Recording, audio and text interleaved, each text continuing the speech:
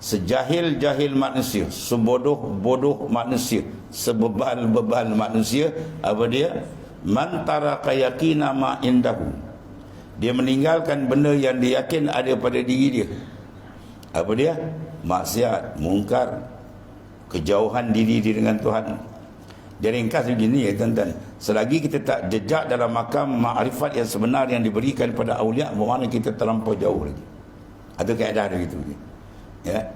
Jadi paling teruk dia tak perasan yang dia tu jauh. Dia perasan macam dia bagus. Oh, itu bahaya besar. Itu dah kena tipu dengan nafsu dan syaitan. Ya. Dalam Quran pun banyak sebut hal yang demikian. Mereka ditalbiskan. Dia merasa macam dia bagus, dia hebat. Ya, padahal sebaliknya. Sebab apa dia? Mantar kayakina ma indahu. Dia tinggal benda yang dia yakin. Apa dia yakin? Dia tahulah diri dia masih jauh dengan Tuhan. Jadi apa tugas dia? Dekat. Dekatkan. Dia tahu dia masih gelap. Terangkan rohani dia. Jauh tu dekatkan, gelap tu terang. Tu tindakan yang sepatutnya dia buat pantas. Tapi tak, dia tinggal. Benda tu dia tak percaya.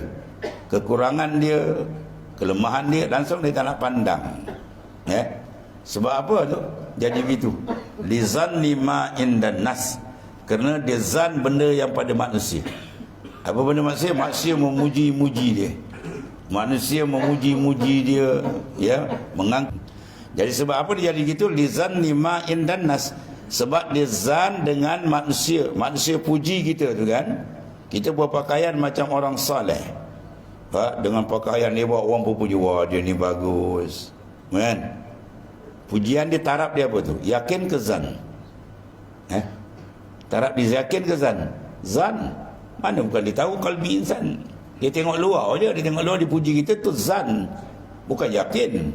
Yakin yang mengetahui betul tu, kita sendiri tahu dah diri kita. Ya, Allah Ta'ala tu tak saya lah, memang dia segala-gala dia punya.